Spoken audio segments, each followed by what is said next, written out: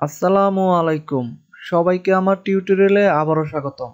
গত টিউটোরিয়ালগুলিতে আমরা দেখেছি কিভাবে পাইথন এবং পাইচাম সিস্টেমে ইনস্টল এবং এনভায়রনমেন্ট সেটআপ করতে হয়। মূলত আজকের এই পর্ব থেকে আমরা কোডিং শুরু করব। সেই জন্য প্রথমে আমাদের পাইচাম সফটওয়্যারটি ওপেন করতে হবে। এরপর নতুন একটি প্রজেক্ট নিতে হবে। এখানে কিছুই না, শুধুমাত্র আমরা আমাদের প্রজেক্টের নামটি দিব। আমাদের প্রজেক্টের নাম দিলাম প্রজেক্ট ফার্স্ট। এরপর ক্রিয়েট বাটনে ক্লিক করতে হবে। ফাইনালি আমরা আমাদের প্রথম প্রজেক্টটি তৈরি করে ফেলেছি। আপনাদের সুবিধার্থে আমি জুম করে দেখাচ্ছি। খেয়াল করুন, প্রজেক্ট ফার্স্ট নামে একটি প্রজেক্ট ক্রিয়েট হয়েছে। আমরা এখন এই প্রজেক্টের আন্ডারে একটি পাইথন ফাইল তৈরি করব। এই জন্য মাউসের রাইট ক্লিক করে নিউ থেকে পাইথন একটি ফাইল নিতে হবে।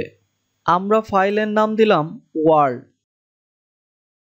এরপর এন্টার প্রেস করতে হবে। এখানে ফাইলের পর ডট পাই দেওয়ার দরকার নেই, কারণ এটি পাইথন ফাইল হিসেবেই ক্রিয়েট হবে। আপনারা চাইলে কার্সরের সাহায্যে আপনার কোডটি জুম ইন এবং জুম আউট করতে পারবেন। সেই জন্য আপনাকে ফাইল মেনু থেকে সেটিং অপশনে গিয়ে এডিটর বাটনে ক্লিক করতে হবে। এরপর খেয়াল করুন change font size with control plus mouse wheel, এই অপশনটি আপনাদের আনচেক করা থাকবে। আপনারা অবশ্যই এটি সিলেক্ট করে নেবেন। আপনারা চাইলে থিমের ব্যাকগ্রাউন্ডটিও চেঞ্জ করতে পারবেন। এই জন্য অ্যাপিয়ারেন্স অ্যান্ড বিহেভিয়ারে গিয়ে এখান থেকে আপনি যে কোনো একটি ব্যাকগ্রাউন্ড সিলেক্ট করে নিতে পারবেন। আমি লাইট ভার্সন থিমটি সিলেক্ট করে নিচ্ছি আপনাদের দেখার সুবিধার্থে। এরপর ওকে বাটনে প্রেস করতে হবে। চলুন আমাদের কোডিং শুরু করা যাক। পাইথনে কোনো কিছু প্রিন্ট করার জন্য একটি ফাংশন ব্যবহার করা হয় প্রিন্ট। চলুন আমরা একটি ইন্টিজার ভ্যালু প্রিন্ট করি। সেই জন্য টাইপ করতে হবে প্রিন্ট, ব্র্যাকেটের মধ্যে আমাদের ইন্টিজার ভ্যালু দিলাম 30। চলুন আমরা এখন আমাদের প্রথম প্রোগ্রামটি রান করি। আমাদের প্রথম প্রোগ্রামটি পারফেক্টলি রান করেছে। এরপর আমরা ফ্লোট টাইপ একটি ভ্যালু ইনপুট দেই 30.5। এখান থেকেও আপনি প্রোগ্রামটি রান করতে পারবেন। এক্স্যাক্টলি 30.5 ফ্লোট টাইপ নাম্বারটি প্রদর্শিত হচ্ছে। এবার একটি ভিন্ন ক্যারেক্টার প্রিন্ট করে দেখি। নাম্বারের পরিবর্তে আমি আমার নামটি প্রদর্শিত করতে যাচ্ছি। অবশ্যই রান করার পর এটি এরর দেখাবে। খেয়াল করুন, এটি ইনভ্যালিড দেখাচ্ছে, কারণ এখানে প্রত্যেকটা ক্যারেক্টার মিলে একটি স্ট্রিং তৈরি হয়, আর এই স্ট্রিংগুলোকে ডাবল কোটেশনের মধ্যে রাখতে হয়। এখন যদি আমরা রান করি, খেয়াল করুন আমার নামটি সঠিকভাবেই প্রদর্শিত হচ্ছে। আপনি চাইলে একই সময় একাধিক ভেরিয়েবল প্রিন্ট করতে পারবেন। চলুন আমরা আরেকটি ইন্টিজার ভ্যালু প্রিন্ট করি, প্রিন্ট 25। এরপর রান করলে খেয়াল করুন আমার নাম এবং ইন্টিজার নাম্বারটি প্রদর্শিত হচ্ছে। এখন আমরা খুবই গুরুত্বপূর্ণ একটি টপিক নিয়ে আলোচনা করব। মূলত এটিকে ডকুমেন্টেশন অথবা কমেন্ট বলা হয় পাইথন প্রোগ্রামিং ল্যাঙ্গুয়েজে। ধরুন আমি চাচ্ছি শুধুমাত্র আমার নামটি প্রদর্শিত হবে। সেই জন্য এই সিঙ্গেল লাইনের পূর্বে একটি হ্যাশ ব্যবহার করতে হবে। হ্যাশ শুধুমাত্র একটি সিঙ্গেল লাইনের জন্যই কমেন্ট হিসেবে ব্যবহার করা হয়। চলুন প্রোগ্রামটি এখন আমরা রান করি। খেয়াল করুন শুধুমাত্র আমার নামটি প্রদর্শিত হচ্ছে। আপনি চাইলে একাধিক লাইনেও হ্যাশ ব্যবহার করতে পারবেন।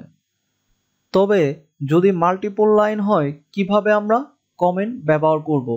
এক্সাম্পল হিসেবে আমি কিছু ক্যারেক্টার টাইপ করলাম, দিস ইজ মাই কান্ট্রি। আমি চাচ্ছি এই পুরো সেন্টেন্সটিকে একটি কমেন্টের মধ্যে রাখব। সেই জন্য লাইনটির পূর্বে এবং শেষে 3টি কোটেশন দ্বারা কমেন্ট তৈরি করা যায়। এটি শুধুমাত্র মাল্টিপল লাইনের জন্য কমেন্ট তৈরি করা যায়, আর হ্যাশের সাহায্যে শুধুমাত্র সিঙ্গেল লাইন কমেন্ট করতে পারবো। চলুন এখন আমরা ব্যাকস্ল্যাশ ক্যারেক্টার নিয়ে আলোচনা করি। ধরুন জাহিদ হাসান এই নামটির ক্ষেত্রে আমি চাচ্ছি জাহিদ নামটি একটি লাইনে থাকবে, হাসান লাইনটি নেক্সট লাইনে প্রদর্শিত হবে। এটি আমরা একাধিক প্রিন্ট ফাংশনের সাহায্যে ব্যবহার করেও প্রিন্ট আউট করতে পারবো, কিন্তু আমি চাচ্ছি শুধুমাত্র একটি লাইন লিখে নাম দুটি আলাদা লাইনে প্রদর্শিত করতে। সেটির জন্য একটি ব্যাকস্ল্যাশ ক্যারেক্টার ব্যবহার করতে হবে। প্রথমে আমি প্রিন্ট ফাংশনের মধ্যে জাহিদ হাসান নামটি একটি লাইনে প্রদর্শিত করি, তাহলে আপনাদের বুঝতে সুবিধা হবে। খেয়াল করুন প্রোগ্রামটি রান করার পর জাহিদ হাসান নামটি একটি লাইনে প্রদর্শিত হচ্ছে। আমি চাচ্ছি জাহিদ একটি লাইনে থাকবে, হাসান নেক্সট লাইনে প্রদর্শিত হবে। সেই জন্য যে লেখাটি আপনি নেক্সট লাইনে প্রদর্শিত করতে যাচ্ছেন সেটির পূর্বে /n ব্যবহার করতে হবে।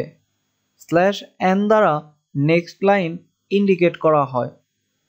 প্রোগ্রামটি যদি আমরা রান করি, খেয়াল করুন জাহিদ নামটি একটি লাইনে প্রদর্শিত হচ্ছে, হাসান লাইনটি নেক্সট লাইনে প্রদর্শিত হচ্ছে।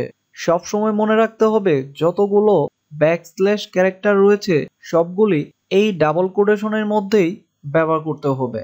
আমরা আরেকটি ব্যাকস্ল্যাশের ব্যবহার দেখি। আমি চাচ্ছি জাহিদ লেখাটির কিছু স্পেস পর হাসান লেখাটি প্রদর্শিত হবে।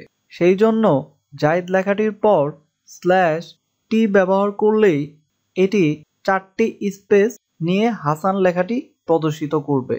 চলুন প্রোগ্রামটি রান করি। খেয়াল করুন জাহিদ লেখাটি প্রদর্শিত হওয়ার পর হাসান লেখাটি 4টি স্পেস দিয়ে প্রদর্শিত হয়েছে। অর্থাৎ আমরা একবার ট্যাব ইউজ করলে যে 4টি স্পেস হয় সেটি মূলত এখানে প্রদর্শিত হয়েছে। ইনশাল্লাহ নেক্সট ভিডিওতে আমরা ইউজার থেকে কিভাবে ইনপুট নিতে হয় সেটি নিয়ে আলোচনা করব। সেই পর্যন্ত আমার সাথেই থাকুন, আর আমার ভিডিওগুলি ভালো লাগলে অবশ্যই সাবস্ক্রাইব করতে ভুলবেন না। ভালো থাকুন।